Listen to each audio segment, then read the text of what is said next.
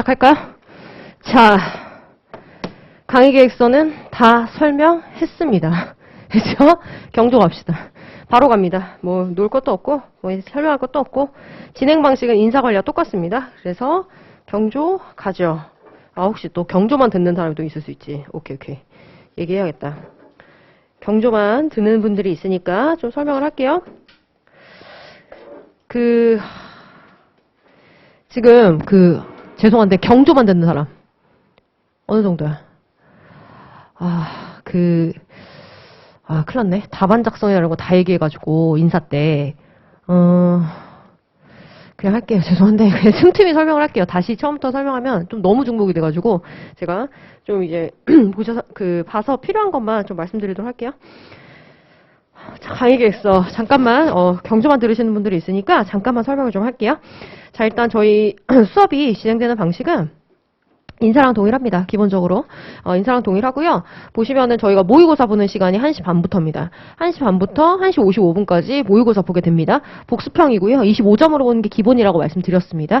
그래서 저희가 이후에 뭐 제가 봐서 여러분 진도 상황 따라 뭐 괜찮다 싶으면은 50점이나 75점으로 갈 수도 있을 것 같아요. 느낌이 오시겠지만 지금 인사관리 답안지 쓰고 그다음에 여러분은 경조 답안까지 쓴단 말이에요. 그러면 경영학 답안지를 지금 여러분은 다른 선택 과목자들에 비해서 그러니까 2배로 쓰는 거야. 그렇죠? 이렇게 되면 뭐가 장점이 있냐면 감을 진짜 빨리 잡아요. 그렇죠? 그래서 여러분 같은 경우에는 제가 50점짜리 모의고사 이런 거를 좀 더 볼 여지가 있습니다. 경조 선택자만 따로 인사관리 50점도 볼 수는 있습니다. 아셨죠? 그걸 좀 감안하셔야 되고 왜냐면 여러분은 지금 계속 몇 번씩 그러니까 다른 선택 과목자들보다 경조 답안을 한 번 더 씀으로써 경영학 답안을 2배로 쓰는 거죠. 그럼 25점은 금방 감을 잡아서 조금 너무 쉬워요. 그래서 50점이나 75점으로 사실 넘어가셔야 돼요, 여러분들은. 그래서 조금 제가 봐가지고 여러분 조절할 거예요. 아셨죠? 그걸 좀 감안을 해주시고, 그 다음에 그 아래로 내려가시면, 수업은 2시부터 5시 반까지입니다. 모의고사 보는 시간하고 시험 보는 시간, 구분했습니다.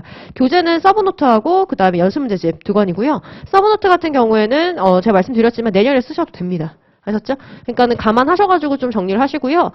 수업 시간에 서브노트를 많이 보진 않아요. 보통 연습문제집 중심으로 많이 보기 때문에 서브노트에서 필요한 부분만 발췌한단 말이죠. 그럼 여러분이 그 부분을 연필로 좀 표시하셔가지고 뭐 내년에 만약에 저랑 또 같이 하시게 된다면 그때 교재로 쓰시면 되는 거고 아니다 싶으시면 뭐 팔면 되는 거니까 깨끗하게 써서. 아셨죠? 자, 그 다음에 넘어가시면 모의고사 얘기 다 했고 저희 모의고사는 답안 제출을 이제 모바일로 하게 된다. 이메일로 제출하게 된다는 거. 이거 양식, 기한 반드시 준수를 해주셔야 된다라고 말씀드렸습니다. 그래서 이거 준수 안 되면 절대 안 된다라고 말씀드렸고 제목에 과목 명칭과 그다음 동차반이라는 표시를 꼭 해주셔야 되고 그렇지 않으면 3기 답안지로 분류가 되면서 제때 답안지 첨삭 못 받아보십니다. 3기 같은 경우에는 답안 첨삭이 금요일이나 토요일 안으로 된단 말이에요. 근데 여러분 수요일 강의잖아요. 그러면 넘어가 버릴 수 있어. 못 받는다고. 수요일 날에 수업 시작하기 전까지 못 받는 경우가 있단 말이에요. 아셨죠? 그러니까는 반드시 제목에 잘 써두셔야 되고 한 번만 보내세요. 한 번만 보내셔도 다 들어옵니다. 아셨죠? 그리고 보내놓은 다음에 계속 일주일 내내 수신 확인 좀 하지 마. 일주일 내내 수신 확인을 하면서 왜 안 읽지? 왜 안 읽지? 막 이러시면서 막 질문을 올리시는데 첨삭자들마다 스타일이 다 달라요.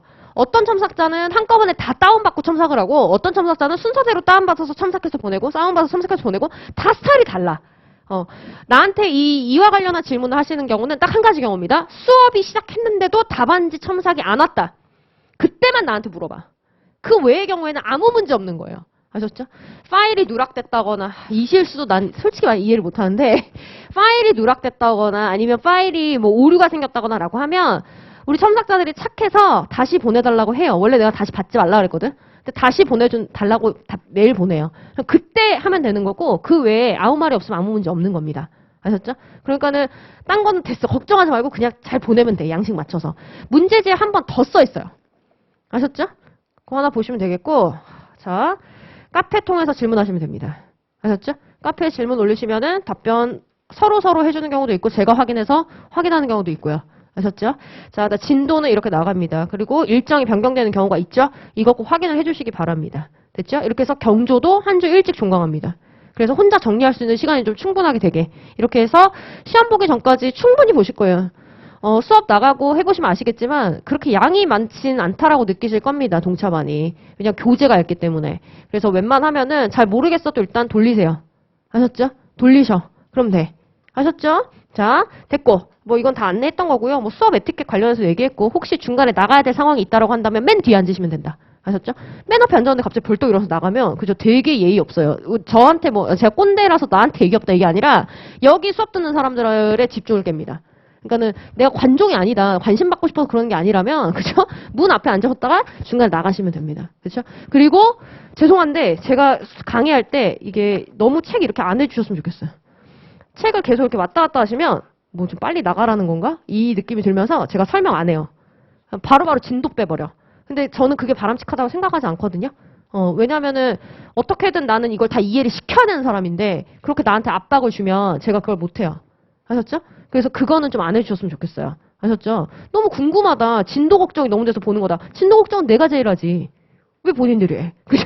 내가 제일 해. 여기서 진도 걱정 제일 많이 하는 사람은 나야. 그죠? 그러니까는 그런 걱정 안 하셔도 돼요. 그냥 따라오시면 됩니다. 됐죠? 그래서 아주 작은 에티켓들만 그냥 지켜주시고 우리 하면은 좋을 것 같아요. 왜냐면 제가 강의할 때 좀 많이 예민해요. 엄청 예민해. 진짜로 장난 아니야. 예민왕이야. 그래가지고 어디서 조그만 소리 들리는 것까지 다 신경이 쓰이고 진짜 엄청 거슬러하는 스타일이야. 그래서 가끔 째려봄 당한 사람 되게 많아요. 그래서 째려봄이 아니라 하지 말라는 사이야 그게. 그 소리 내지 말라는 사이. 그래서 막 특히 뼈 소리 되게 무서워하거든요. 이 손가락 뼈 이거 하는 거 하면 제가 중간에 확 소름 돋으면서 진짜 이게 와 공황장애처럼 와.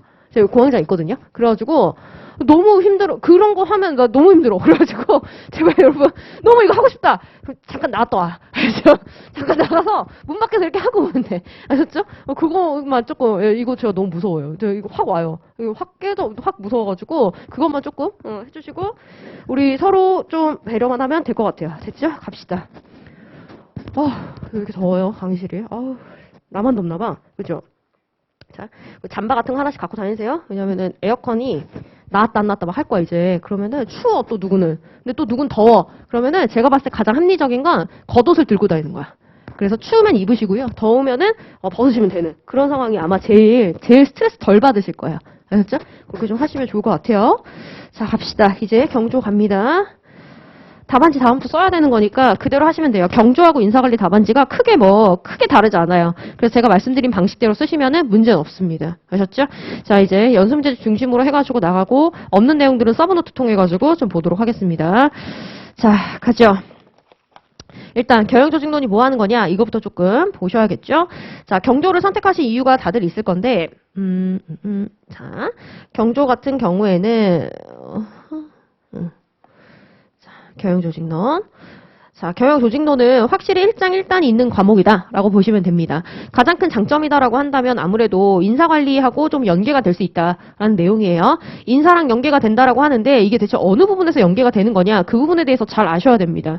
일단 겹치는 부분이 있어서인가요? 라고 하신다면 네, 겹치는 부분 아주 조금 있습니다. 됐죠?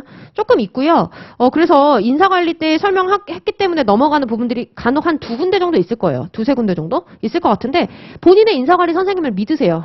해주실 거야. 안 해줄 리는 없어. 아셨죠? 그러니까는 그거 좀 생각하시고 왜 저 안 해줘요? 전 딴 선생님 들어요. 하면은 제가 따로 설명은 해줄 수 있어요. 쉬는 시간에 오세요. 아셨죠? 자, 그래서 겹치는 부분이 있냐? 겹치는 부분이 있기 때문에 연계가 되는 것도 있습니다. 하지만 얘가 왜 인사관리를 하는데 시너지가 나느냐? 그걸 아셔야 되는데 얘가 인사관리 기법의 이론적 베이스를 알려줘요. 이론 베이스야.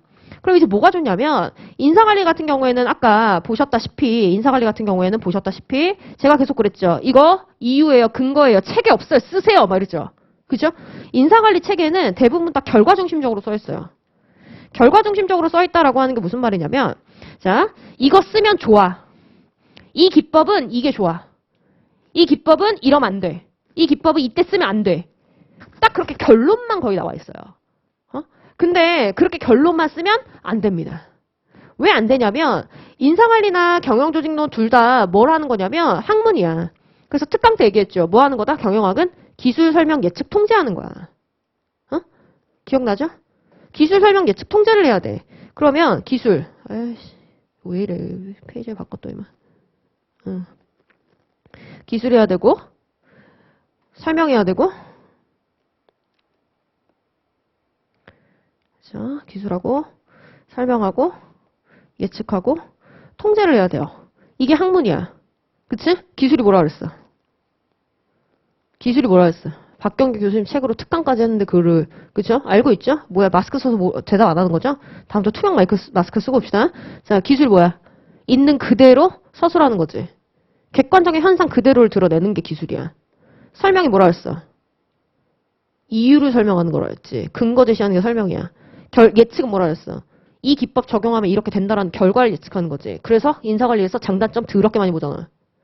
어? 세 번째 통제는 뭐야? 그래서 뭐 해야 된다? 이 장점은 살리고 이 단점을 극복하기 위해서 어떻게 관리할 거냐. 이 논의를 하는 게 경영학이에요. 어? 근데 인사관리 책은 당연히 어떻게 써있냐면 야 너네 경조학원 애들 아니야? 니네 경조학원 애들이잖아. 너 경영학과 아니야? 라고 하면서 뭐 중심으로 나와 있다? 이렇게 해야 돼. 이러면 되게 좋아. 종업원이 좋아해. 만족해. 생산성 올라가. 결과 중심으로 써있고 뭐가 없다? 이게 없어. 응? 이게 없는 경우가 굉장히 많아. 그래서 자꾸 수업 시간에 쓰세요. 이게 이유예요. 책에 없습니다. 그렇게 하면서 자꾸 쓰게 만들고 정리하게 만드는 거야. 뭔 말인지 아시겠죠? 근데 이게 답안지에 부재해버리면 답안지가 진짜 그 말도 못해. 점수를 줄래야 줄 수가 없어. 설명력이 있는 답안과 없는 답안의 차이가 얼마나 큰 줄 아세요, 여러분? 그래서 이게 안 돼. 그래서 어떻게 해야 되냐면 이거를 해내야 되는데 교수님 책은 어떻게 돼 있다? 이렇게 써 있다. 교수님 책 자체에 안 써 있다. 그래서 수험생인 우리 입장에서는 설명을 할래야 할 수가 없어. 그치? 근데 경조를 하면 뭘 배우니까? 이론을 배우죠? 이 이론을 배우기 때문에 어느 정도 그 근거나 이유를 설명하는 게 쉬워져요. 됐어? 그래서 시너지가 나는 거야. 됐나요? 그래야 이걸 같이 배우는데 이유가 있는 거예요. 아셨죠? 그래서 그거를 염두에 두고 경조 공부를 하실 때는 반드시 인사관리랑 같이 봐야 되는 겁니다. 아셨죠? 그래서 제가 뭐 늘 뭐 꼭 권장하는 건 아닌데 2단 독서대 많이 쓰잖아요. 잘 모르나? 2단 독서대 많이 써요. 왜냐면 법학 공부할 때는 위에 법전이 있어야 되고 그쵸? 법전 있어야지. 난 너무 깜짝 놀래. 우리 인사관리 시험 보면 와 근기법 조문을 모르더라. 그래서 너무 깜짝 놀래. 선택적 근로시간제, 탄력적 근로시간제 이런 거 근기법 조문을 안 써. 진짜 100명 명이 낸 답안지 중에 근기법 조문 쓴 답안이 하나도 없어. 그죠? 아니 어떻게 이렇게 공부를 하지? 지금 1차 합격률 60% 나왔다면서요? 이번에. 지금 이거 어떡할 거야? 그죠? 내년에 2차 어떡할 거야? 이거 큰일 났어. 지금 열심히 하셔야 돼요. 열심히 하셔야 돼. 자, 그러면 이제 경조 공부할 땐 어떻게 하는 거냐면 1단에 경조책 폈죠? 그럼 2단에는 인사책이 있어야 돼. 그래서 경조에서 이론을 공부하고 나면 이 이론을 이용한 기법이 뭐지? 라고 해서 이론 베이스로 해서 기법 자체를 찾아보고 다시 한번 보는 거야. 그런 식으로 자꾸 연결을 시켜서 보다 보면 자 인사관리 문제를 푸는데 여기에서 어떤 기법이 나왔어. 그럼 이 기법의 답안지를 쓸 때 뭐가 들어갈 수 있어? 서론 쪽에 이론적 배경 들어갈 수 있지. 경조에서 배운 게 있으니까. 그럼 경조 답안에서는 뭘 쓸 수 있어? 마지막 결론 쪽에 이 이론적 베이스를 이용하면 이런 식으로 관리할 수 있다. 이런 기법을 적용할 수 있다라는 결론을 쓸 수 있지. 그래서 계속 유기적으로 왔다 갔다 해야 돼. 아셨죠? 이래야지 뭐 두 개를 같이 해서 시너지가 나는 거지. 인사는 인사대로 경조는 경조대로 따로 하는 거는 그냥 딴 걸 해. 녹용을 해. 양이 적은 거라도 하라고. 물론 거의 진입장벽 있긴 있겠지만. 그리고 요즘에 거기도 양도 적지 않다면서요. 내가 들어보니까 양이 그렇게 안 적다는데. 양이 적은 게 이 정도라고요? 뭐 이러면서 저한테 이러던데. 그러니까 차라리 딴 거래. 이게 너무 힘들면. 아셨죠? 그래서 같이 해야지 뭐가 이게 되는 거예요. 아셨나요? 그래서 여러분이 경조를 선택한 이유는 아마 인사관리에 대한 이유도 있을 거예요. 그러시려면 같이 유기적으로 공부하셔야 됩니다. 아셨나요? 자, 이걸 좀 기억을 하셔야 되고 자, 그 다음에 두 번째 장점이다라고 한다면 당연히 뭐겠어요? 진입장벽이 낮다는 겁니다. 1차 때 어느 정도 했기 때문에 1차는 베이스가 있어서 진입장벽 자체가 어때? 좀 낮다. 왜냐면 뭐 민소 같은 경우에도 뭐 민법 잘하고 가시면 아무 문제 없겠지만 저희는 1차에서 물권법을 안 봐요. 물권법을 모르는 상태에서 민소법을 하는 게 쉽지 않을 수가 있어요. 거기에는 물권 베이스로 해가지고 조금 알아야 되는 것들이 있단 말이야. 그래서 거기도 진입장벽이 어느 정도 있죠? 허들이 있어, 어느 정도. 그 다음 두 번째, 녹용 같은 경우에도 허들이 있지. 거긴 경제학 베이스가 좀 있어야 되니까. 그렇죠? 근데 여기는 이제 진입장벽이 없다. 그래서 열심히 하면 할 수 있다. 되게 정직한 과목이에요. 자, 대신 문제가 있다. 단점이 있다라고 한다면 첫 번째, 이론. 학자 겁나 많아. 학자 이름하고 이론 명칭 외우는 것도 부담일 수 있어요. 그래서 나는 이거 암기하는 게 부담이 된다. 난 암기 못하겠다. 그럼 다른 과목도 한번 생각해 보세요. 근데 다른 과목도 암기가 없을 수는 없습니다. 왜냐하면 수험 공부 자체는 암기가 없을 수가 없어. 인사관리도 사실 뭐 암기하는 과목이 아니다. 그럼 학자를 하세요. 수험은 어쩔 수 없어. 암기가 안 되면 정해진 시간과 분량 안에 못 써요. 그래서 나는 이 정도 암기도 난 싫다라고 하면 고민해 보세요. 고민해 보셔야 돼. 아셨죠? 근데 뭐 이 정도 못해서 간다라고 하면 다른 과목 가서도 똑같이 힘들다고 할 거예요. 제가 예상하건대. 아셨죠? 자, 그리고 또 하나의 단점이 있다라고 한다면 출제위원 교수님께서 쓸데없이 고퀄로 내요. 문제 퀄리티가 굉장히 높아요. 됐어? 여기는 인사관리 문제 퀄리티를 비교할 게 아니에요. 최초로 사례형이 나온 과목이고요. 경영학에서. 근데 사례형의 퀄리티가 매우 높았고요. 그 이후로도 퀄리티가 매우 높다. 쓸데없이. 됐어요? 근데 이게 또 어떻게 보면 문제는 아닌 게, 자, 일단 첫 번째, 문제 퀄리티가 되게 높아. 어려웠어. 그러면 생각했던 것보다 점수는 높게 나와요. 근데 퀄리티가 되게 낮고 문제 난이도가 낮았다? 그럼 생각했던 것보다 점수가 안 나와요. 이건 뭐 당연한 겁니다. 작년 같은 경우에도 모의고사, 그러니까 연습 문제집 안에서 다 나왔어요. 겁나 쉬웠겠지 그럼. 다 잘 봤어. 다 잘 보니까 어떻게 됐다? 원점은 다 높아요. 원점은 높은데 이거를 표준 점수대로 전환하니까 점수대가 다 60점 초반대로 떨어지는 거야. 그래서 이게 문제가 쉬워도 어려워도 어쨌든 이런 장단점이 좀 있는 상황인데 얘가 작정을 하고 딱 내면은 되게 고퀄로 내는 교수님들이 있거든요. 그 교수님들이 딱 들어가는 순간에는 굉장히 문제 퀄리티가 엄청 높아집니다. 난이도 자체가 높아지는 것도 있겠지만 난이도 자체가 아니라 퀄리티 자체야. 문제 진짜 잘 만들었다. 이게 확 와요. 그래서 이게 좀 장점이라면 단점이죠. 수험생 입장에서 단점이라면 단점이라고 생각하시면 됩니다. 하지만 이 모든 것을 뚫을 수 있는 이 모든 것을 뚫을 수 있는 방법은 뭐다? 열심히 공부하는 거예요. 알고 있죠? 열심히 공부하면 문제가 되지 않아. 아셨죠? 이걸 기억하시고 저는 늘 라이벌로 생각하는 게 민소입니다. 왜? 민소, 경조 둘 다 양이 많다고 늘 난리지. 그러면 경조는 줄인다.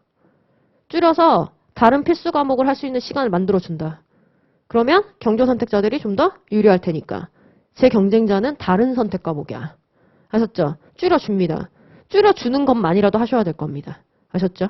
자, 그리고 또 하나. 경조는 판서노트 중요합니다. 인사는 제가 선택적인 사항으로 줬지만 인사는 선택 사항으로 줬죠? 마음대로 해라. 했지만 경조는 중요합니다. 경조는 판서 노트만이라도 외워도 절반 이상 합니다. 하셨어요? 그래서 쓰기 싫어요. 그러면 바꿔 강사를. 바꿔. 다른 선생님도 있잖아. 아셨죠? 저 하기 싫어요. 바꿔. 하기 싫은데 왜 그거 하기 싫으면 내가 안 할 순 없잖아. 그죠? 바꾸면 되는 거고, 그래도 선생님은 듣고 싶은데 판사는 하기 싫어요. 그러면 카페에 가서 GS 연기 게시판에 가서 뭐 해라?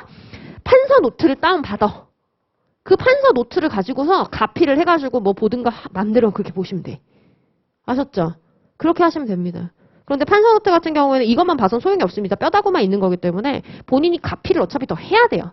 그럴 바엔 그냥 처음부터 자기가 쓰면서 이 시간에 정리하고 가는 길에 그거 외우고 하는 게 훨씬 도움 될 거예요. 아셨어요?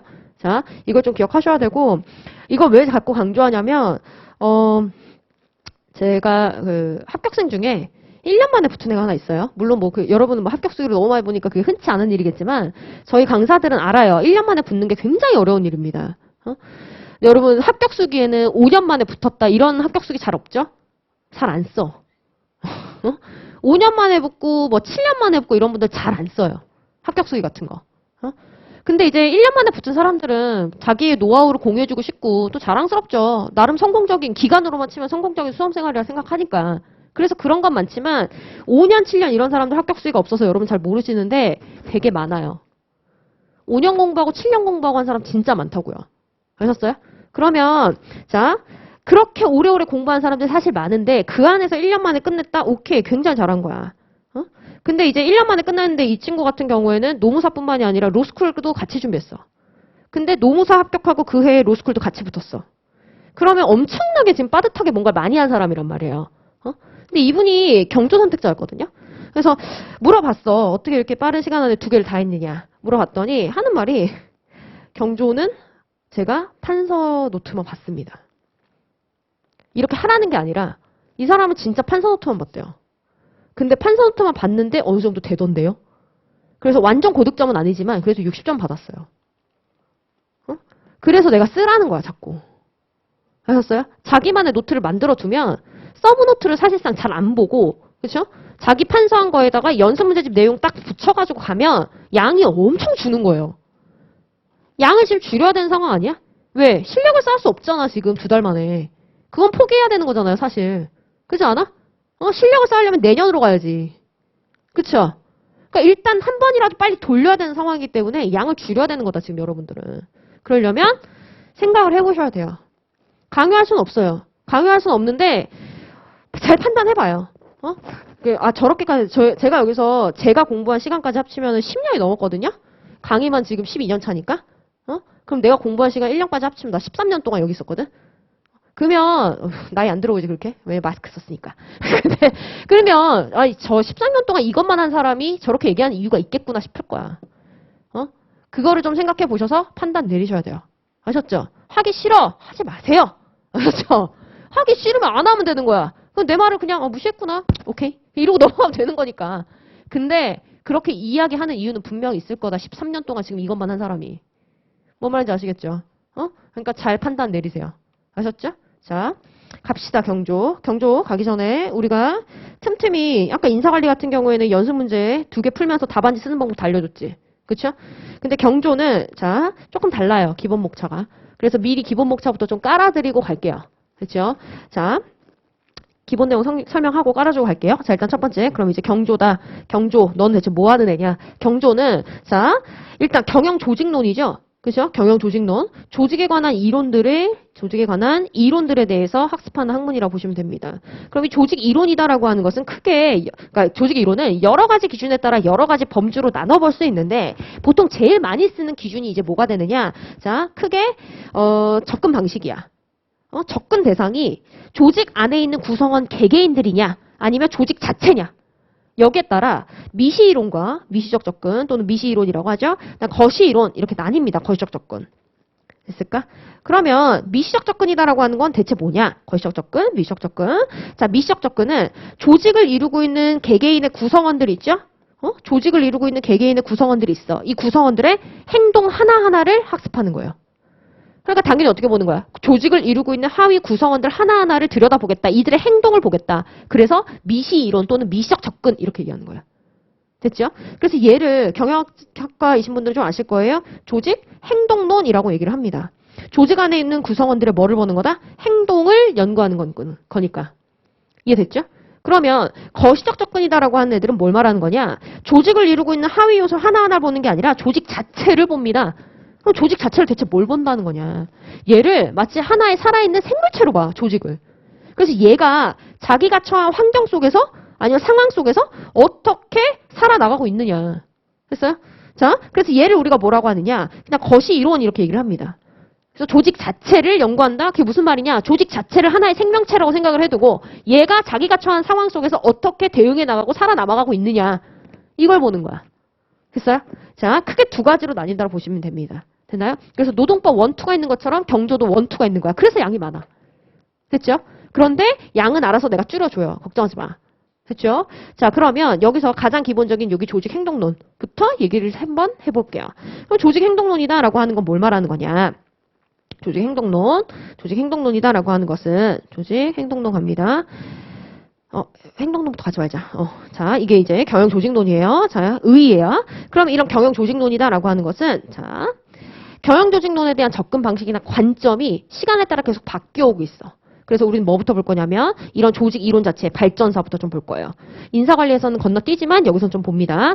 이 발전사다라고 하는 건 이런 조직 이론을 연구하는데 이 조직 이론의 관점 자체가 주요 관점 자체가 어떻게 변화해 왔느냐. 이거라고 생각하시면 돼요. 자, 그럼 이제 갑니다. 기본적으로. 자, 첫 번째. 산업혁명이 일어난 직후에 나왔던 이론들을 저희는 고전이론이다라고 얘기를 합니다. 이 고전이론들이 굉장히 중요하게 여겼던 부분, 또 얘네가 중요하게 관심을 가졌던 그 부분들은 어디냐면 효율과 능률의 증진입니다. 어떻게 하면 효율성과 능률을 올릴까? 효율과 능률 자체를 증진시킬까? 여기에 초점을 맞춘 이론들을 저희는 고전이론이다라고 얘기를 해요. 그럼 이 고전이론에는 대표 주자가 3가지가 있습니다. 테일러, 페율, 그 다음에 베버. 3학자가 있어. 자, 그럼 이제 이론들을 한번 정리해 볼게요. 자, 첫 번째, 테일러라는 학자의 과학적 관리법부터 한번 시작하면서, 과학적 관리법이라는 걸 시작하면서 대체 이런 고전 이론들이 취하는 관점이 뭐냐. 여기에 대해서 먼저 보겠습니다. 자, 테일러의 과학적 관리법이다라고 하는 것은 저희가 개요 이렇게 잡는데요. 자, 얘는 산업혁명 직후에는요, 이제 어떤 현상이 벌어지냐면, 옆에 좀 그려놓고 할게요. 산업혁명이 일어나기 이전에는 그냥 어땠어? 손으로 다 물건을 만들었어. 그죠? 손으로 물건을 만들다 보니까, 자, 손으로 물건을 만들어요. 산혁. 그지? 이전에는 손으로 물건을 만들어. 이걸 간의 수공업이라 하지. 손으로 물건을 만드니까 대량 생산이 가능해요? 불가능해요? 대량 생산이 안 돼. 그치? 그럼 대량 생산이 안 되니까 조직의 규모가 클 필요가 있어? 없어? 없지. 그래서 여긴 보통 사장님이 한 명 있고 그 밑에 종업원이 3명, 5명 있는 거야. 그쵸? 그럼 3명밖에 없다고 생각해보세요. 3명 있으면 어때?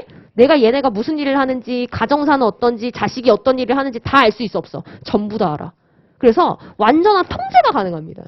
근데 산업혁명이 일어나고 나서는 어떤 현상이 이제 벌어지죠? 증기가 개발이 되면서 한 번에 많은 물건을 만들지. 증기를 이용해서. 그럼 대량 생산이 가능해져 버리니까 이때부터 대량 생산이 가능한 대량 생산 중심의 산업이 발달하게 되지. 제조산업이. 그러면 이때부터 종업원의 숫자는 어떻게 될까? 무차별적으로 늘어나요. 하루에 30개, 50개 만드는 게 아니라 하루에 300개, 800개, 3만 개까지 만들어. 그럼 종업원들은 몇 명이 필요하겠어? 이제 3명이 아니라 300명, 3000명이 필요하겠지. 그럼 이런 상황이 되면 300명, 3000명이 있으면 여러분 종업원들의 일거수일투족 다 할 수 있어? 모르지. 근데 종업원들은 어떤 존재라고 생각한다 그랬지? 사장님들은? 일 안 하고 노는 애들. 월급 루팡. 통제가 된다고 생각할까? 통제가 안 되기 시작하는 거야. 그래서 아씨 어떡하냐? 멘붕인 상황이지. 멘붕인 상황에서 이제 어떻게 되느냐? 막 일은 바쁘죠? 그래서 얘네가 자 사장이 여기 근로자한테 야 오늘 너무 바쁘다. 오늘만 연장근로 해주면 내가 연장근로 수당 다 쳐줄게. 근데 밑에 종업원이 3,000명이야. 사장이 약속하고 까먹어. 그치? 또 오늘만 뭐 해주면 내가 진짜 임금 꼭 그때 더 줄게. 근데 또 까먹어. 그렇게 되다 보니까 산업혁명 직후에 엄청나게 파업 태업이 많이 생겨요. 왜 노동 착취하냐? 너 나한테 연장근로수당 주기로 했잖아. 왜 안 주냐? 야 맨날 연장근로 시키냐? 오늘만 시킨다며. 이렇게 돼버리는 거야. 그러니까 사장도 어떻게 되는 거야? 너무 사람이 많으니까 정신이 없다라고 생각하시면 돼요. 그렇죠? 이런 문제가 생기다 보니까 산업혁명 직후에 어떻게 됐다? 파업 태업이 미친 듯이 많이 생겨요. 그래서 테일러가 딱 보더니 야 저렇게 파업 태업이 일어나는 것 자체가 비효율 아니냐? 지금 일하기도 모자란 시간에 파업 태업 생산 라인이 중단돼? 야 완전 비효율적이야. 저 비효율을 제거하고 효율과 능률을 극대화시켜야겠어.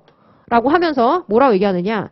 야 네가 그동안 주먹구구식으로 경영하고 표류 경영 이딴 걸 하니까 종업원 숫자가 늘어나니까 확 지금 멘붕 온 거야. 주먹구구식 경영이나 표류 경영을 뭐라고 하냐면 관리의 기준이 없는 상태인 거야. 기준 없이 관리하는 거야. 근데 여러분 생각해보세요. 산업혁명 이전에는 종업원 3명밖에 없으니까 생각나는 대로 지휘명령 내리고 해도 돼, 안 돼? 되지. 생각나는 대로 지휘명령 내리고 잠깐 뭐 개인적으로 조금 이렇게 사정 얘기하면서 연장근로 조금 공짜로 시키고 가능했잖아. 근데 3,000명 있는 상황에서 그게 된다 안 된다? 안 되는데 너는 왜 아직도 이렇게 경영했니? 이것 때문에 뭐가 되는 거다? 비효율이 약이 되는 거야. 그러니까 이 비효율이 약이 된 거잖아. 파업 태업. 그러니까 이 비효율을 제거를 하려면 어떤 식으로 관리를 해야 된다? 기준이 있어야 된다. 관리의 기준. 그럼 그 관리의 기준이 뭐가 돼야 될까? 바로 직무가 돼야 된다. 그래서 과업 중심적으로 관리를 해야지. 무슨 말이야? 관리의 기준이 과업이 돼야 된다는 거야. 그냥 주먹구구식으로 생각나는 대로 지휘명령 내리지 말고 사람 하나 뽑을 때도 야 너 마음에 들어가 아니라 너가 이 직무를 잘하겠구나. 이렇게 뽑으라는 거지. 그래서 과업 중심적으로 관리를 해라. 그러면 이 문제 다 해결될 거야. 라고 얘기하면서 과업 중심적인 관리 기법에 대해서 얘기하는 과학적 관리법이라는 걸 만들어서 주장합니다. 그치? 그럼 이제 설명해야지. 뭘 설명할 거예요? 과업 중심적 관리가 뭐냐? 이에 대해서 설명을 하셔야 됩니다. 그럼 과업 중심적 관리, 넌 뭐야? 내용으로 한번 설명해볼까? 이론의 주요 내용으로. 자, 첫 번째. 과업 중심적 관리다라고 하는 건, 자, 일단 첫 번째로 표준화라는 것을 주장합니다. 표준화가 뭐냐? 자, 잘 보세요.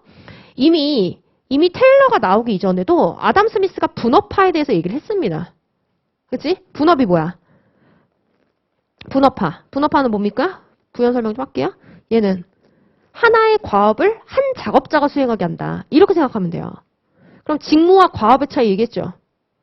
얘기했지? 그러면 하나의 직무를 한 사람이 수행하는 경우와 하나의 과업을 한 사람이 수행하는 경우는 확연히 달라집니다. 어떻게 달라져? 이게 직무라 치면 과업이 뭐야? 그지? 하나의 직무를 한 사람이 수행하면 그죠? 이 사람이 뭐해? 이거 다 하지. 그쵸? 이렇게 되면 어떤 문제가 생길까? 어떤 문제가 생길까? 어떤 문제가 생길까? 사람 하나 뽑기가 어려워요. 왜 어려워? 왜 어려워? 셋 다 잘하는 사람을 찾는 건 어렵죠? 셋 중에 하나만 잘하는 사람을 찾는 건 쉬워. 근데 셋 다 잘하는 걸 찾는 건 어렵다는 거야. 왜? 그거는 숙련자다야. 됐어?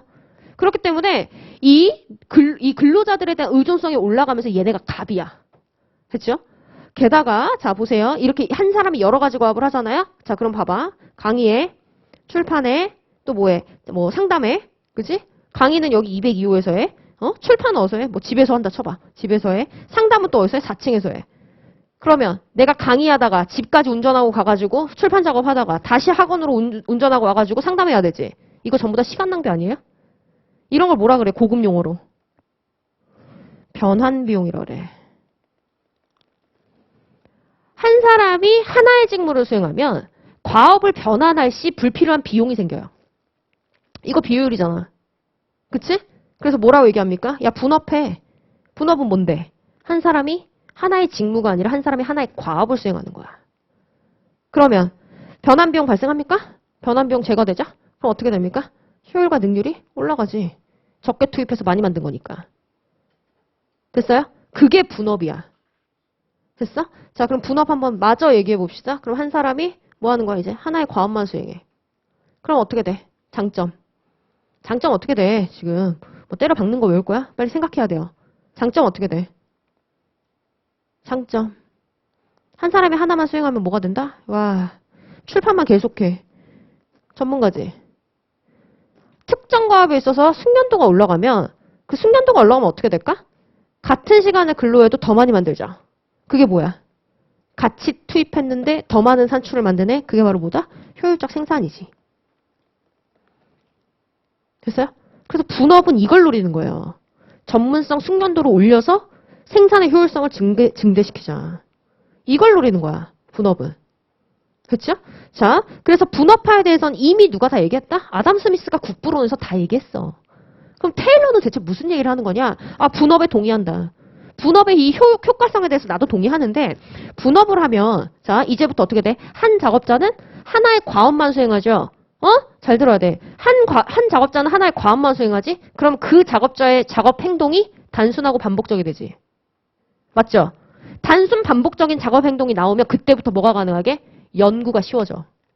그래서 무슨 연구를 하느냐? 시간 및 동작 연구를 합니다. 됐어? 시간 및 동작 연구가 뭐야? 작업자가 작업을 수행하는 과정을 계속 보면서 젖벌짓을 왜 하지? 젖벌짓에서 30분 낭비했네? 젖벌짓을 빼고 작업을 수행했을 때 20분이 단축되네? 이상적인 작업 수행 행동을 다 밝혀내고 그 작업 수행 행동대로 작업을 수행했을 때 얼마의 시간이 들어가는지를 일일이 다 계산하는 거야. 그래서 자, 잘 들으세요. 분업화를 통해서 단순 반복적인 작업자의 작업 수행 행위가 나오면 그 작업 수행 행위 자체를 대상으로 시간 및 동작 연구를 실시하여 이상적인 작업 수행 방법과 그에 따른 표준 작업 시간을 도출해내. 됐어? 그래서 시간 및 동작 연구를 통해 뭐를 도출한다? 표준 작업 수행 방법이죠. 표준 작업 수행 방식. 수행 방법과 표준 작업 시간이라는 걸 도출해. 했지? 그 다음 뭐 하게? 이것을 그대로 준수 유지시킵니다. 종업원들한테. 그럼 무슨 말이야? 까놓고 말해봐. 야, 네 생각대로 하지 말고 정해진 대로 하라고. 정해진 도구를 쓰고 정해진 행동, 삽질을 하더라도 45도 각도로 꽂으라고. 이렇게 얘기하는 거야. 그렇게 해서 야, 내가 시키는 대로 했으면 인간이라면 이 정도 시간 든다. 이걸 기준으로 제시하는 거지. 근데 너는 왜 이 8시간 안에 못 끝냈어? 너 내가 시킨 방식으로 안 한 거 아니야? 너 평가 마이너스. 평가 마이너스 받으면 어떻게 돼? 임금이 적게 나오지. 이렇게 하는 거야. 됐죠? 자, 오케이. 근데 자, 이걸 유지시킨다. 그럼 이대로 업무를 수행하게 한다. 이거죠? 근데 사람이 말 들어 안 들어? 안 듣잖아. 사람이 말을 안 들으니까 이대로 하게 만들기 위해서 사용하는 도구가 있습니다. 그게 바로 뭐다? 돈이야. 그래서 들어온 게 뭐야? 차별성과급제라는 걸 만듭니다. 그럼 차별성과급제, 얘는 어떻게 들어오는지 연결해서 한번 볼게요. 잘 봐봐요. 표준 작업 수행 방법. 야, 이렇게 작업 수행하면 뻘짓 하나도 없고 완전 이상적이야. 이렇게 작업을 수행하면 인간이라면 평균적으로 이 정도 시간 든다? 이게 계산이 되잖아요? 그럼 뭐가 나중에 최종적으로 나오게? 일일 표준 과업량이 나와. 내가 정해준 방식으로 작업을 수행해서 8시간 동안 근로를 하면 하루에 몇 개 만든다. 라고 하는 게 계산이 된단 말이야. 이걸 뭐라고 한다? 일일 표준 과업량. 됐어? 일일 표준 과업량이 나오죠? 일일 표준 과업량이 나오면 이제 이걸 기준으로 딱 삼아서 야, 이거 초과하면 높은 임률 줄게. 야, 원래는 인형 눈깔 하나당 500원 줬는데 300개 넘어가면 그때부터 하나당 800원 줄게. 이렇게 가는 거야. 자, 만약 이거 달성하지 못하면 어떻게 돼요? 이걸 달성 못하면 어떻게 된다? 임률 낮은 거 적용하는 거야. 낮은 임률. 그래서 생산량이다라고 하는 걸 기준으로 해서 상이한 임률 2가지를 운영하는 겁니다. 됐어요? 그러면 얘는 이렇게 생각한 거야. 인간은 경제적 동물이기 때문에 돈을 많이 벌고 싶어 한다. 돈을 많이 벌고 싶으면 뭐 해야 돼? 일일 표준 과업량 무조건 달성해야 되는 거지. 이거 달성하려면 어떻게 해야 돼? 내가 시키는 대로 일해야지. 내가 쓰라는 작업 도구를 이용하고 내가 하라는 대로 하면 이상적인 작업 행동이니까 시간 안에 더 많이 만들 수 있는 거잖아. 이해됐죠? 그래서 얘는 뭘 이용했다라고 얘기를 하느냐? 인간의 경제적 동기를 이용한다. 이용한 거다. 왜? 인간은 경제적 동물이거든. 돈 주면 다 해, 시키는 거. 돈 많이 버는 행동을 스스로 한단 말이야. 돈을 많이 벌고 싶어. 그럼 뭐 해야 된다? 표준화를 유지하고 준수할 수밖에 없는 거지. 됐어요? 이렇게 통제장치를 딱 걸어. 자, 그 다음에 어떻게 하느냐? 그럼 이제부터 어떻게 됩니까? 이제부터 관리의 기준은 뭐다? 표준화야. 표준화 시켜놓은 결과야. 이거 만들어 놨잖아. 작업 수행 방법, 표준 작업 시간. 이제 이걸 기준으로 사람을 관리하기 시작합니다. 됐어? 자, 그럼 예를 들어 어떻게 관리한다는 거냐? 과학적 선발과 훈련이라는 말이 나오는데 과학적 선발과 훈련 넌 대체 무슨 말이니? 가보면 옛날에는 자, 내 밑에 종업원 3명 있을 때는 사장님이 어떤 애 뽑아갈게? 어떤 애 뽑았을 것 같아? 말 잘 듣는 애들, 성실한 애들, 예의 바른 애들. 그쵸? 그렇게 뽑았었어. 근데 그게 어떻다는 거야? 테일러 눈에는? 완전 비합리적인데? 야, 말 잘 들으면 뭐해? 일을 완전 못하는데. 야, 예의 바르면 뭐해? 일을 못하는데. 그럼 이거 전부 다 비효율이잖아. 임금은 임금대로 주는데 일을 못하니까. 그쵸? 그래서 뭐라고 얘기하느냐면 얘는 야, 너 이거 만들었잖냐. 표준 작업 수행 방법. 이 표준화된 작업 수행을 가장 잘할 만한 애들의 자격이 그럼 나오지 않느냐. 예를 들어서 삽질을 해. 그럼 A사에서 제조한 삽을 이용해야 돼. 이 삽 같은 경우에는 뭐 15kg이고, 그치? 이 삽을 이용해서 45도 각도로 흙을 떠야 돼. 막 이런 게 나왔다고. 그러면 기본적으로 15kg짜리 삽을 들 수 있는 육체적 능력이 있는 애를 뽑아야 되는 거 아니야? 그쵸? 표준화를 해놓으면 작업 수행 방식, 표준 작업 수행 방식이 나오고 이 표준 작업 수행 방식이 나오면 뭐가 나온다? 이 행동을 잘할 수 있는 자격이 나와. 그리고 이제부터 사람을 뽑을 때 어떤 애들 뽑는다? 이걸 기준으로 뽑는 거야. 요구되는 자격을 갖고 있느냐. 그래서 요구되는 자격이라는 걸 기준으로 사람을 뽑아서 뭐 하겠다는 거야? 직무에 적합한 사람을 선별합니다. 그럼 교육 훈련 시킬 때는요? 아무거나 가르쳐? 아무거나 가르쳐? 뭐 가르쳐? 해당 과업 수행에 필요한 도구를 뭐 다룰 줄 아는 방법이라든지 행동이라든지 이런 걸 가르치는 거지. 그래서 과업 수행을 위한 해당 과업을 수행하기 위한 교육 훈련을 시켜. 미래의 잠재 능력을 개발하기 위한 교육 훈련 이딴 거 있어 없어? 없어 여기는. 됐죠? 근데 어쨌든지 간에 뭐는 맞아요? 선발의 기준이 직무인 건 맞고 훈련의 기준이 직무인 건 맞지. 그렇잖아요? 그렇잖아. 자, 4번째. 그러면 관리 감독은 어떻게 하느냐? 관리 감독. 관리 감독은 어떻게 하느냐? 기능식 직장 제도라는 걸 이용합니다. 어려워요, 이거. 됐어? 테일러 1차 때는 겁나 꿀이었지. 그죠? 꿀이었지? 별거 아니네. 막 조직, 인간 없는 조직이론 막 이렇게 하면서. 그죠? 아, 인간 소현상 막 이러면서. 이거, 자, 이미 인사관리 때 50점으로 나왔어요. 최근이야. 한 5년 내로 보셔야 될 거예요. 자, 직장제도인데 이거 조심해야 됩니다. 이 장자가 무슨 장자라 그랬지? 장인장자야. 이제 무슨 말이냐면 관리 감독을 할 때 개나 소나 어중이 떠중이가 관리 감독 함부로 하는 게 아니라 해당 분야의 전문가가 직접 관리 감독한다. 무슨 말일까? 자, 다시 올라가서 그림 봅니다. 어디 갔어? 산업혁명 이후 볼까? 자, 그 이 밑에 3,000명 있죠? 사장이 3,000명을 다 들여다볼 수 있어, 없어? 없죠? 그러니까 뭐 하기 시작한다? 야, 안 되겠다. 유사한 과업을 수행하는 애들끼리 좀 묶어봐. 집단으로 이렇게 묶어. 그렇지? 그러면 어떤 조직 형태가 나오게요? 자, 여기 자리가 없냐? 여기다 쓸게요. 그러면 요 사장 밑에 이제 유사한 과업을 수행하는 애들끼리 요렇게 집단화를 시켜. 그러면 유사한 과업을 수행하는 애들, 야, 너네 생산하는 애들이니? 생산부서. 야, 너네 마케팅하는 애들이니? 마케팅부서. 니네 인사하는 애들이니? 인사부서. 이 안에 있는 애들은 전부 다 유사한 과업을 수행하지. 이렇게 묶어. 묶은 다음에 자, 이렇게 다 묶어도 일일이 사장이 들여다볼 수 있어, 없어? 인사팀에 있는 내가 하는 이 개인적인 과업을 사장이 알 수 있어, 없어? 모르잖아. 그렇게 일일이 통제할 수 없죠? 그래서 어떻게 한다? 이렇게 다 나누고 각 분야의 전문가들을 장으로 앉혀. 됐어? 생산부장, 마케팅부장, 인사부장, 장으로 앉혀. 그 다음 뭐라고 한다? 각 분야의 전문가인 니네가 그 분야에서 지휘명령 알아서 내려. 그럼 사장 입장에서 누구만 통제하면 돼? 장들만 통제하면 돼. 그쵸? 그럼 이제부터 어떻게 한다? 인사팀에 있는 나. 누구의 지휘명령 받아? 부장님 지휘명령 받지. 부장님이 나한테 지휘명령 내리고 나는 거기에 따라 움직이죠. 마케팅 부장님이 나한테 지휘명령 내려?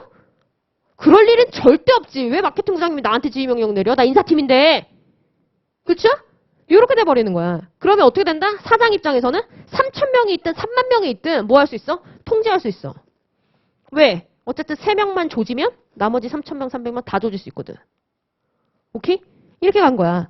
그럼 기능식 직장제도라고 그랬죠. 그 장자가 무슨 장자라고? 장인장자야. 그래서 이제부터 지휘명령은 누가 내린다? 각 분야의 전문가들이 지휘명령 내린다.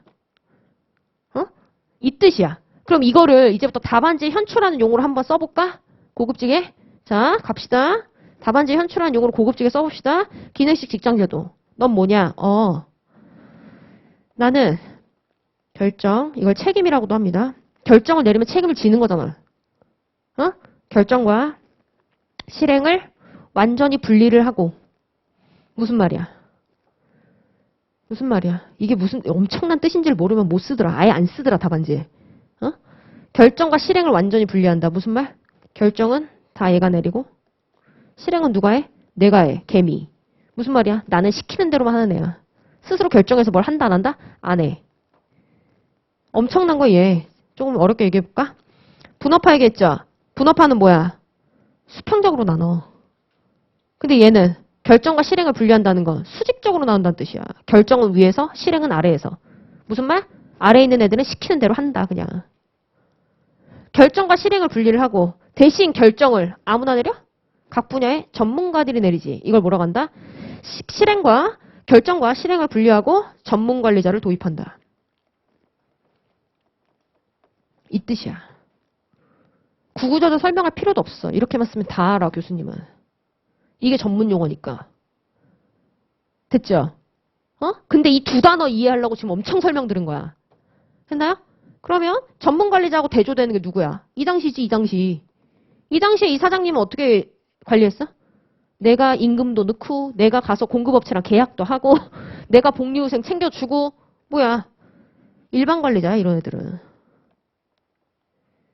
근데 일반 관리자 들어올 수 있어, 없어, 여기서는? 못 들어오지? 전문 관리자 들어오는 거예요. 그럼 여러분 보세요. 일반 관리자는 여기서 결정 내리지? 실행은 어디에? 여기서 하지? 결정과 실행의 관계가 딱 하나야. 근데 전문 관리자는 결정, 실행 관계가 몇 개야? 결정, 실행. 결정, 실행. 결정, 실행. 어때? 2개 이상이지? 그래서 자, 결정과 실행을 분리하고 전문 관리자를 도입하잖아요? 그러면 복수의 위계구조가 형성됩니다. 위계구조는 결정, 실행의 관계야. 됐지? 전문 용어야. 이거 보고 설명할 수 있어야 돼, 자기가. 됐죠? 됐지? 됐지? 자, 이런 식으로 가는 거야. 아셨죠? 끝? 그렇구나. 그러면 너는 어떤 평가를 받는 이론이니? 이론의 평가. 이론의 평가다라고 한다면 공헌점과 한계점을 모두 쓰는 거예요. 그럼 이 과학적 관리법의 가장 큰 공헌점이다라고 한다면 뭐가 공헌점일까? 얘의 가장 큰 공헌점. 이게 뭐야? 인사관리 배우고 왔잖아. 인사관리의 토대를 마련했네? 인사관리는 어떻게 하는 건데? 직무를 맡고 있는 사람을 관리하는 거잖아. 그럼 사람 관리의 기준이 뭐라는 거야? 직무예요, 기본이. 그치? 그래서 얘는 직무 중심 인사관리. 인사의 토대가 됐네. 그래서 인사관리 체계는 테일러가 늘 시작점으로 나와. 두 번째, 이 어때요? 효율과 능률이 진짜 올라갔을까? 네, 겁나 올라갔어. 이제부터 관리의 기준이 합리적이다 보니까, 그쵸? 비효율이 다 제거됐지? 그래서 효율과 능률이 엄청나게 올라가는 것도 맞습니다. 자, 근데 어떤 문제가 있을까? 근데 이 이론에도 한계점이 존재합니다. 어떤 한계점이 존재할까? 첫 번째, 어떤 한계점이 존재해? 첫 번째, 이거 이대로 하다 보면 잘 알고 있잖아. 인간 소유현상. 그걸 이제 조직 이론에서는 뭐라고 고급지게 말하냐? 얘는 인간 없는 조직 이론이다. 무슨 말이냐? 조직을 구성하고 있는 건 인간인데 왜 인간의 고유한 특성을 고려하지 않느냐야. 이거 풀어서 잘 생각하셔야 돼요. 인간의 고유한 특성, 그리고 인간이 추구하는 인간의 목적, 이거 자체를 고려하지 않았다.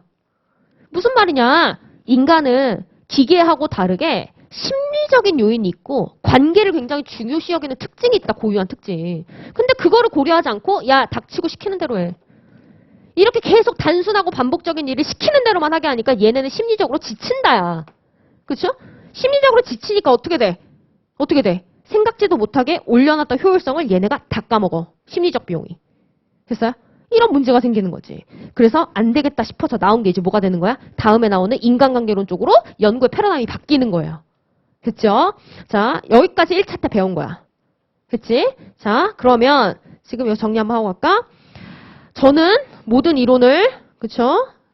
내가 여기서 12년 동안 뭐 했겠어? 그지? 열심히 연구했겠지? 이론은 저희 수험서나 뭐 보시면 아시겠지만 기본 목차 무조건 준수해요. 개요, 내용, 평가, 그 다음 마지막 시사점이야. 됐어? 이론의 목차는 무조건 이렇게 갑니다. 됐나요? 자, 여기다 그냥 꼽사리로 쓸게. 이론 기본 목차. 됐죠? 경조는 뭐 제가 A부터 Z까지 제가 다 한 거라 가지고, 그쵸? A부터 Z까지 제가 다 한 거예요. 그래서 그냥 그대로 가시면 돼요. 그렇죠? 그대로 가시면 돼. 자, 갑시다. 뭐 교수님 책 보시면 알 거예요. 엉망진창이야. 왜냐면 이 경영조직론 쪽은 전부 다 원서를 번역한 거기 때문에 문장도 하나도 못 알아먹겠고 책에도 이해가 잘 안 돼요. 그래서 이게 심리학인지 경영학인지도 모른 채로 나오는 답안들이 굉장히 많은데 얘는 경영학이야. 그러면 거기에 맞춰서 좀 정리를 체계적으로 해야 돼서 제가 다 제 구조로 바꿨어요. 그래서 그냥 이대로 오실 수 있으면 오시는 거고 난 싫다. 그러면 가세요. 아셨죠? 그러면 되는 거야. 아셨죠? 심플한 거야. 모든 건 다. 이론의 기본 목차는 일단 첫 번째 저는 개요를 잡는데 개요는 두 문장 나오면 됩니다. 길게 쓸 필요 없습니다. 개요에 몰빵하지 마세요. 개요는 딱 두 개야. 대두 배경. 그 다음 뭐 나와? 핵심 주장. 핵심 주장은 한 문장으로 딱 나와야 돼. 그러면 핵심 주장이 이제 뭘로 나오는 거예요? 주요 내용으로 현출이 됩니다. 됐어요? 그럼 이론의 주요 내용 쓰고 나면 반드시 평가이다라고 해서 이 이론의 공헌점과 이 이론의 한계점을 보게 됩니다. 됐죠? 그럼 요즘엔 여기서 끝나면 안 됩니다. 그래서 어떻게 써먹으라는 거냐? 시사점으로 가는데 이제 많이 물어보시는 게 이거예요. 처음 공부하시는 분들이. 선생님 공헌하고 시사점의 차이가 뭐예요? 이렇게 많이 물어보시는데 공헌점은 말 그대로 이 연구가 공헌한 바예요. 근데 시사점은 뭐냐면 그래서 이 이론을 배운 관리자가 어떻게 관리에 적용할 수 있겠느냐. 관리자가 어떻게 적용하면 돼? 적용의 문제야. 그래서 굉장히 구체적인 관리 방안이나 구체적인 기법으로 연결시키는 겁니다. 그러면 인사관리 실력이 어디에 묻어놔야 돼? 여기 묻어놔야 돼. 오케이? 오케이? 이게 기본 목차야. 이론은. 저는 기본 목차, 기본 구조 뭐 다 만들어 놨기 때문에 이대로 가면 돼. 그치? 그래서 너무 아까워서 남편하고 같이 내볼까 해요. 저작권. 그죠? 기본 모형까지 다. 너무 뺏겨서 안 되겠다 싶어서 내가 이거 이번에 작정을 했어. 그죠? 우리 남편도 뭐 돈 주면 다 하기 때문에. 그죠? 그래서 가족 간에도 받아요. 우리 남편 수임료 받기 때문에. 자, 그래서 한번 이번에 작정하고 한번 하기로 했어. 그러니까 이대로 가면 돼요. 됐지? 자, 볼까? 그렇게 갔나? 과학적 관리법. 개요. 아이씨. 개요. 대두배경 맞아? 맞잖아. 주먹구구식 경영과 표류 경영으로 인해서 산업혁명 직후에 비효율이 야기되었다. 그래서 이 문제를 극복 보완하기 위해서 테일러는 뭘 주장했지? 과학중심적인 관리를 주장했다. 핵심 주장이죠. 그럼 과학중심적인 방법은 총 과학중심적 관리는 뭘 말하는 거야? 표준화, 차별성과급제, 과학적 선발과 훈련, 기능식 직장제도지. 그래서 하나하나 설명하고 이론의 공원 1개. 됐어요? 이대로 가면 돼. 자, 이게 첫 번째 고전이론이에요. 어렵지 않죠? 자, 두 번째 고전이론. 이대로 한번 맞춰서 이제 정리해 봅시다. 두 번째 고전이론, 페율의 일반관리론. 했지? 했잖아, 인사 때. 하고 왔잖아, 지금 아침에. 쭉 가보세요. 개요. 뭐 써야 돼? 뭐 써야 돼? 개요에 뭐 써야 돼? 두 문장 써야 된다고? 대두배경 뭐 쓰지? 대두배경 안 했어. 그래, 이건 인정. 그치? 대두배경 뭐 써야 되냐면, 얘는 뭐 그런 거 쓰셔도 돼요. 페율은 뭐 자신이 직접 운영하던 기업체의 운영 경험을 토대로 해서 뭐 이렇게 써도 돼. 근데 나는 그게 싫다. 위에 거랑 연결해서 가고 싶다라고 한다면 플로우 만들기 위해서 연결점 잡아도 돼요. 앞에서 테일러는 어떤 한계가 있냐면 얘는 전체 조직이 있잖아요. 그럼 전체 조직의 부분 중에서도 여기 과업만 얘기해. 생산 라인만 얘기한단 말이야. 그럼 이 현장에 있는 과업이 잘 된다 하더라도 전반적인 사람 관리나 전략 수립 등등이 잘못되면 기업이 엎어져. 그쵸? 근데 테일러는 뭐만 얘기했다? 너무 지엽적으로 과업만 얘기했다. 근데 페율은 뭐까지 얘기하지? 전반적인 관리를 얘기하잖아. 거기서 연결점을 잡아야 되는 거야. 그럼 테일러는 자, 테일러를 뭐라고 비판해? 테일러 너무 미시적으로 접근했다. 미시적이고 지엽적으로 접근했다. 그래서 페율은 뭐라고 얘기합니까? 전반적인 조직의 뭐가 중요해? 관리 활동을 강조했지. 기억나죠? 이게 핵심 주장이잖아. 관리 활동을, 조직 전반에 대한 관리를 강조했잖아. 그럼 내용 해보세요. 주요 내용. 아까 배운 대로 해봐. 첫 번째로 무슨 얘기 나와야 돼? 무슨 얘기 나와야 되지? 그치? 경영 활동을 6가지로 범주화시켰지? 두 문자. 기, 상, 재, 보, 회, 관. 기억나죠? 자, 그럼 두 번째 뭐 했다? 이 중에 뭘 강조했다? 관리 활동을 강조했지? 관리 활동과 관련해서 설명해야 되는 거 첫 번째. 관리 활동은 그럼 뭘로 이루어져 있지? 개, 조, 명, 정, 통으로 이루어져 있지. 그치? 그러면서 이 관리 활동의 중요성을 강조했다라 그랬죠? 이걸 강조했다. 그게 무슨 말이지? 관리만 잘한다는 게 아니라 모든 경영 활동은 관리적 차원으로 접근해야 된다는 뜻이었어. 그래서 이 관리 활동을 잘하기 위해서 뭐 해야 된다? 14가지 관리 원칙까지 제시했지. 이게 아까 딴 내용이잖아. 그쵸? 그럼 이 이론의 평가 한번 해볼까요? 너는 뭘 공헌했니? 얘의 공헌점은 뭡니까? 얘의 공헌점은 뭐야? 얘의 공헌점. 첫 번째.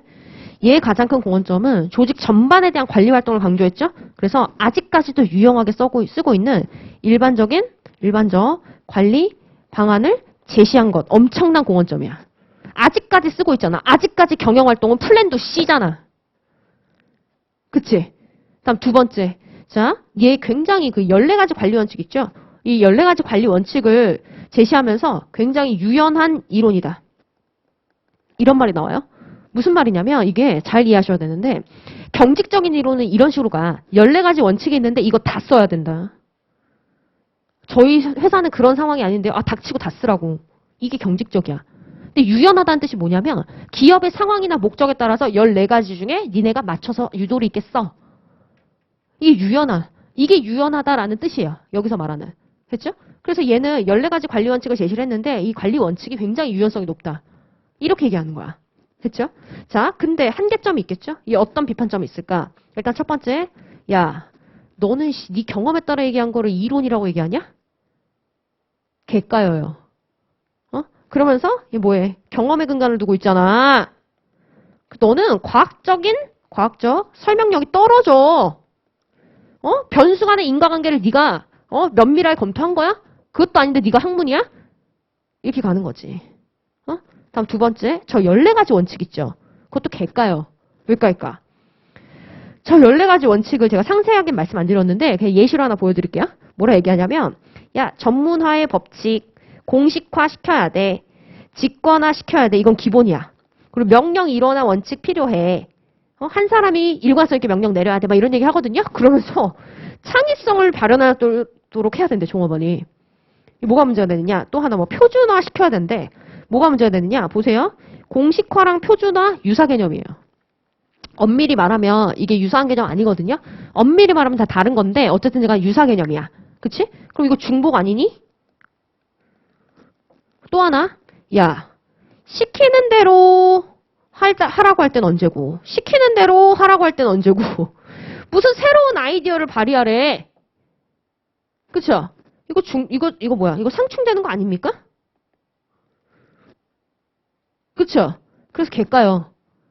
야, 이 14가지 원칙으로 제시한 거, 이거 중복되거나 상충되는 내용들이 있는데? 이거 너무한데? 객가요. 했지.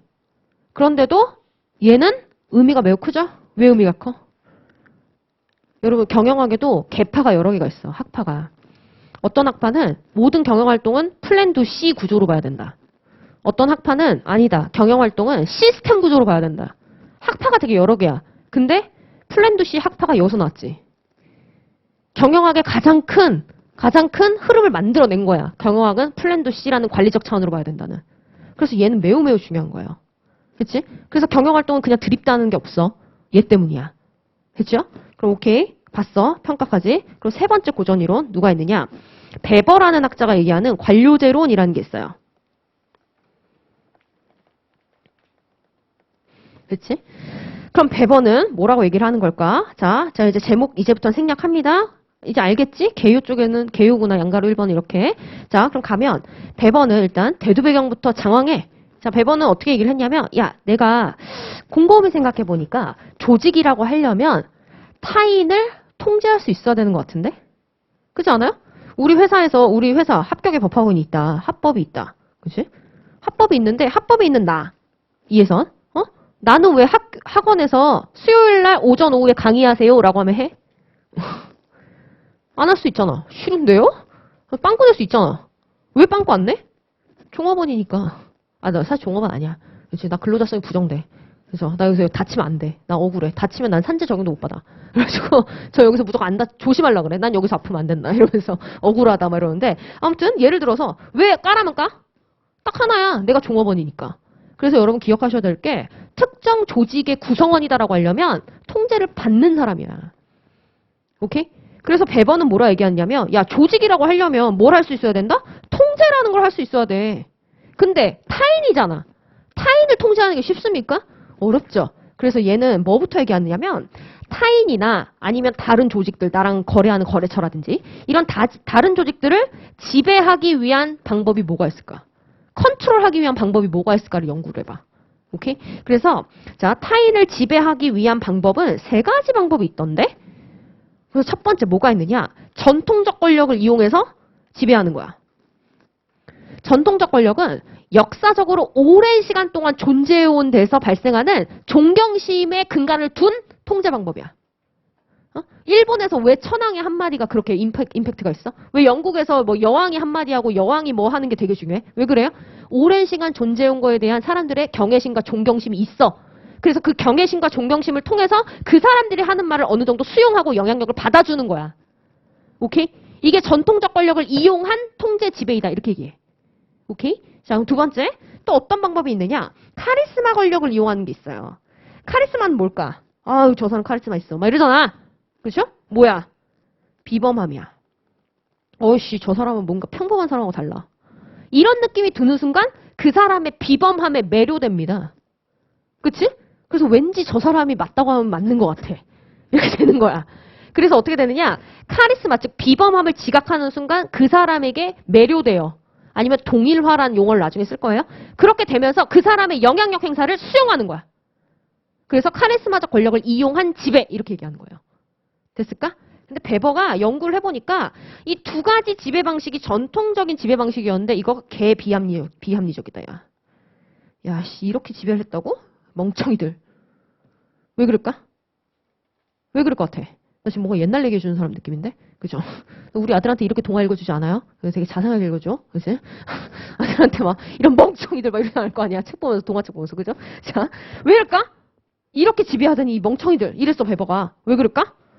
얘는 나 첫 번째 지배의 일관성이 없고 지배의 일관성이 없잖아요? 그러면 지배를 당하는 사람들 입장에서는 대체 어떻게 해야지만 얘가 원하는 행동이지?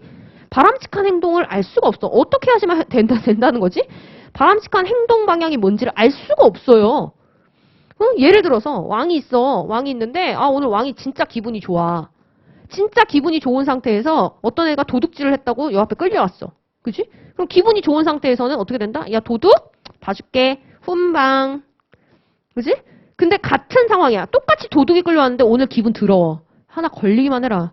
근데 도둑이 끌려온 거야. 뭐 한다? 야, 너 사형. 지배의 일관성이 있어, 없어? 없죠? 세종대왕 같은 왕이 있다가도 그 왕 죽고 나면 어떻게 되는 거야? 그 훌륭한 지배 방식은 끝나. 아들이 뭐 그렇게 이어서 잘할까? 모르지, 그건. 그럼 우리 조선이 그렇게 됐겠어? 그렇지 않아요? 그래서 야, 이런 전통적 권력이나 카리스마적 권력을 이용하는 거, 이거 다 사람 기반이잖아. 이렇게 지배를 하는 건 지배의 일관성이 없다. 그래서 지배를 받는 사람들 입장에서도 대체 어떻게 해야지만 된다는 거냐, 바람직한 행동이 뭔지 알 수도 없다. 됐죠? 그래서 이건 너무 비합리적이야. 그래서 내가 새로운 방식을 찾았잖아 라고 하면서 합법적 권력에 의한 지배 방식을 얘기합니다. 합법적 권력에 의한 지배라는 것은 자, 뭘 이용해서 지배하는 거다? 규정, 규칙. 아주 이상적인 규정, 규칙을 만들어 놓고 그대로 하게 만드는 거야. 그럼 그 규정, 규칙은 왕이 죽든 세대가 바뀌든 계속 전승되지. 그래서 지배가 일관성 있게 되는 거야. 특정 지배 방식이. 됐죠? 그래서 얘는 규정, 규칙, 계약 등에 의한 지배 방식이다. 이게 가장 합리적인 거다. 이렇게 얘기를 하니까 오케이, 그러면 이러한 합법적 권력에 의한 지배 구조를 만들자. 어디가 포인트예요? 구조야. 이런 조직 구조를 만들자. 그게 바로 뭐다? 관료제다. 그래서 관료제는 뭐에 의해서 돌아가? 규정 규칙 없으면 절대 안 돌아가는 조직이잖아. 그래서 여러분이 관료제가 뭐예요? 이러면 막 그러는데 공무원이요 막 이러는데 맞아. 맞는데 그게 왜 그렇게 얘기하는 거예요? 공무원들 전화하면 뭐라 그래? 그게 내규상 그게 제 임무가 아니라서요. 거기 조례에 보면 그런 게 없어서요. 이렇게 얘기하잖아. 규정 규칙이 있어야지만 돌아가는 조직을 우리가 관료제라 그래요. 됐지? 그러면서 배번은 뭐라고 하느냐? 이렇게 규정 규칙에 의해서 돌아가는 관료제 구조야말로 가장 합리적인 조직 구조다. 이렇게 얘기하는 겁니다. 이해됐지? 자, 그러면 관료제 조직 구조는 어떤 특징이 있을까라고 해서 가보면 주요 내용. 관료제 조직 구조의 특징이야. 어떤 특징이 있겠어? 제일 먼저 써야 되는 거. 뭐야? 규정, 규칙을 모두 준수하고 있습니다. 규정, 규칙의 공식화. 됐어? 공식화는 뭐라고 생각하셔야 되냐면 단순히 규정, 규칙이 많다 적다의 문제가 아니야. 공식화는 뭐까지 생각해야 되냐면 이거를 준수하고 있느냐 안 하느냐. 규정, 규칙이 적어도 그 조금 있는 규정, 규칙을 모두가 강력하게 준수하고 있으면 공식화는 높은 거야. 이해됐어요? 자, 그럼 두 번째 갑니다. 그렇구나. 그래서 규정, 규칙이 정해져 있고 그대로 작업 수행이 이루어지는 조직 구조구나. 됐지? 그럼 이제 두 번째 가볼까? 규정, 규칙으로 뭘 정할까? 규정, 규칙으로 뭘 정할까? 누가 무슨 일을 할지를 정하겠지. 그래서 첫 번째 얘도 전문화. 분업이야, 분업. 원래 수험적으로, 그러니까 학문적으로는 분업하고 전문화를 같은 걸로 보면 안 되는데 우리 기출문제 성향을 봤을 때는 두 개를 같은 걸로 전제해서 문제가 많이 나와. 그래서 상관없을 것 같아. 됐죠? 전문화야. 왜 그렇게 하는 걸까? 왜 전문화에 놓는 걸까? 왜 전문화에 놓는 걸까? 이유를 생각해야지. 전문화 개념점이었을 거야? 뭐 해야 된다 그랬어? 기술, 설명, 예측, 통제해야 된다 그랬지. 설명해야 돼. 왜 전문화하는 걸까? 전문가 양성이야. 전문가를 양성하면 뭐가 좋은데? 효율과 능률이 올라가지? 효율과 능률이 올라가면 합리성을 극대화시키기 위한 조직 구조가 되잖아. 아까 분업 원리 다 설명해줬어요. 쪽에서 한 작업자가 한 과업을 수행하면 계속 그것만 하다 보니까 완전 생활의 달인이야. 그래서 그거를 고상하게 말하면 숙련도가 올라간다고 얘기하는 거야. 숙련도가 올라가면 같은 8시간을 근로한다 하더라도 더 많이 만들어내지, 일반인보다. 그게 뭐야? 투입 대비 산출이 많은 거네? 효율적 생산인 거지. 오케이? 자, 그럼 세 번째 한번 가볼까? 규정 규칙으로 뭘 정한다고요? 누가 무슨 일을 할지 정했어요? 그 다음 뭘 정할 것 같아? 계층별로 얼만큼의 권한과 책임이 있는지를 다 일일이 정해놔. 됐어? 권한의 계층화. 왜 그럴까? 계층화. 얘는 뭐라고요? 계층별로 계층별로 뭘 정한다고? 권한과 그에 따른 책임을 모두 다 정해놓습니다. 왜 이렇게 했을까? 그래야지만 관리자라는 이유로 권한을 남용하는 걸 막을 수 있어. 권한을 남용하면 어떻게 되지? 비일관적인 지배가 일어나서 비합리적이라고 했잖아. 관리자의 뭐를 남용? 관리자의 권력 남용. 권력 남용을 방지할 수 있어. 됐죠? 그렇잖아. 계층별로 너는 한정된 권한이 있고 이 권한 행사하면 책임져야 돼. 그러니까 함부로 행사해 안 해. 안 하지. 그래서 권한과 책임을 같이 만들어 놓는 겁니다. 됐어요? 자, 그럼 이제 네 번째 한번 가볼까? 아, 그렇구나. 그 다음 또 어떻게 될까? 문서화라는 것을 준수합니다. 문서화는 자 뭐냐면 의사 소통을 명확하게 하고 또 의사 결정의 책임 소재를 파악하기 위해서 하는 거야. 그래서 모든 거 다 문서로 남겨. 구두로 보고하지 말고 서류로 보고하라고 하지. 그래서 명확하게 커뮤니케이션을 하려고 하는 거고 또 누가 책임을 내렸는지를 알아서 책임의 소재를 밝히기가 좋아. 됐죠? 다섯 번째. 이번엔 또 뭐가 있을까? 정년보장 해줍니다. 정년보장 왜 해줄까? 왜 해줄까? 왜 해줄까? 성실한 직무 수행을 유도하기 위해서입니다. 이게 정년보장 안 해주잖아요? 그럼 무슨 문제가 있냐면 조직 정치를 그렇게 많이 해. 어? 내가 여기서 빨리 잘릴 것 같아. 그럼 뭐 해야 돼? 인사평가 좋게 받아야겠지? 그럼 막 뭐 해? 상사한테 싸바싸바 하고 밥 먹고 담배 피고 막 술 마시면서 비위 맞춰주고 막 이런다고. 그 시간에 정해진 일을 열심히 하렴이야. 됐죠? 이렇게 해서 지배 방식의 안정화를 꾀합니다. 그러면 얘는 자 어떤 공헌과 한계가 있을까? 평가 한번 해볼까? 공헌점이다라고 한다면 어떤 공헌점이 있을 것 같아요? 얘는 어떤 공헌점이 있을까? 어떤 공헌점이 있겠어? 졸리지? 빨리 쉬었으면 좋겠지? 자, 얘는 봅시다. 어디 갔어? 빨간색. 얘는 자 일단 전제 조건이 좀 필요하긴 한데요. 자, 갑시다. 환경 변화가 안정적 환경. 무슨 말이야, 안정적 환경? 변화가 거의 없는 환경이야. 그래서 회사로 치면 맨날 똑같은 물건을 만들어. 그럼 맨날 똑같은 물건만 만드니까 하는 일이 매일 똑같겠죠. 이게 안정적 환경하에 있는 조직이다. 변화가 없다. 이렇게 보시면 돼. 자, 그 다음 두 번째, 대규모 조직. 종업원 수가 되게 많아. 세 번째, 인격적인 요소가 중요하지 않은 조직. 이런 조직에서는 관료제 조직 구조를 취했을 때 능률 짱이야. 하나하나 설명해 보세요. 왜 그럴까? 이유 설명해봐. 안정적 환경에서는 왜 능률이 짱이야? 안정적 환경에서는 단순 반복적으로 작업이 이루어지죠? 그 단순 반복적인 작업을 이상적인 작업 수행 방식으로 규정 규칙으로 마련해 놨잖아. 이상적 작업 수행 방식을 계속 준수하고 있으니까 안정적 환경하에서는 능률 짱이야. 그럼 대규모 조직에서는 왜 능률 짱이야? 대규모 조직은 통제해야 될 사람이 여러 명이 있을 때 이렇게 매뉴얼을 만들어 놓고 규정 규칙을 만들어 놓고 야! 너 규정 규칙이 있는 대로 해? 그럼 두 번 말 안 해도 되지. 두 번 말 안 해도 되죠. 그럼 관리자가 담당할 수 있는 부하의 숫자가 많아지잖아. 일일이 지휘명령 안 내리고 규정 규칙이나 매뉴얼을 주면 끝나. 그치? 자, 그럼 인격적 요소가 중요하지 않은 조직에서는 왜 이게 능률이 짱일까? 군대야. 군대 같은데. 왜 능률이 짱이야? 규정 규칙으로 해서 정해놨죠? 아, 내가 하나 빼뜨렸구나. 아, 빠지면 안 되는데 어쩐지. 여기 6번인데 6번이 하나 있어요, 여러분. 자, 보세요. 얘는 엄청난 특징이 하나 있는데 6번. 자, 비개인성이라는 게 있어. 이게 뭐냐면 관리자가 관리를 할 때 관리자의 개인적인 특성이라는 걸 관리할 때 반영하지 않는다는 거야. 이게 무슨 말이냐? 학연, 지연, 혈연 이딴 거 가지고 부하한테 특별히 더 다르게 대하거나 하지 않는다는 거거든. 그럼 이걸 반대로 말하면 부하 입장에서도 자신의 개인적인 사정을 조직에게 익스큐즈 구할 수 있다 없다? 없어. 왜 이렇게 하냐면 이렇게 되면 관리자의 개인적 특성을 반영해서 관리를 해버리면 어떻게 될까? 관리자가 변경됐을 때 어떻게 돼? 관리의 일관성이 유지가 안 돼요. 관리의 일관성이 유지가 안 되면 어떻게 된다 그랬어? 어떻게 행동해야 될지 구성원들이 모른다 그랬잖아. 응? 그래서 그래. 그러면 관료제 조직 구조는 이런 특징이 있기 때문에 개개인의 사정이 반영이 안 되죠. 개개인의 사정이 반영이 안 되니까 인격적 요소가 중요하지 않은 조직에서는 관료제 조직 구조를 썼을 때 가장 어떻게 돼? 효과가 뛰어난 거야. 그쵸?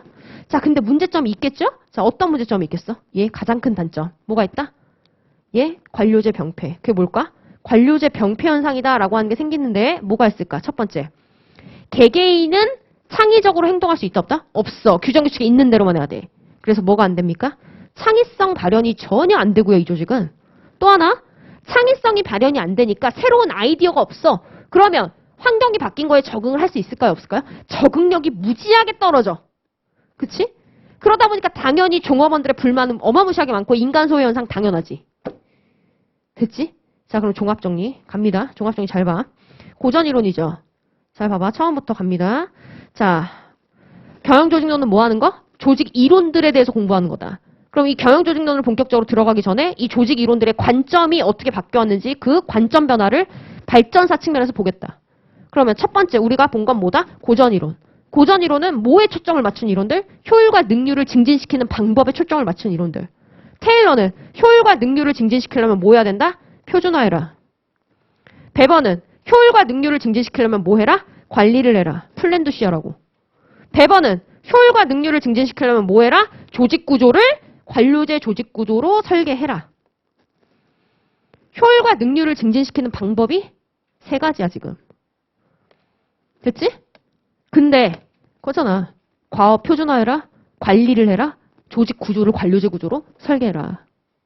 다 다른 얘기하고 있어요. 어? 그러면 이 고전 이론들이 가지고 있는 공통적인 문제점이 뭘까? 인간 소외 현상이라고 그래요. 왜?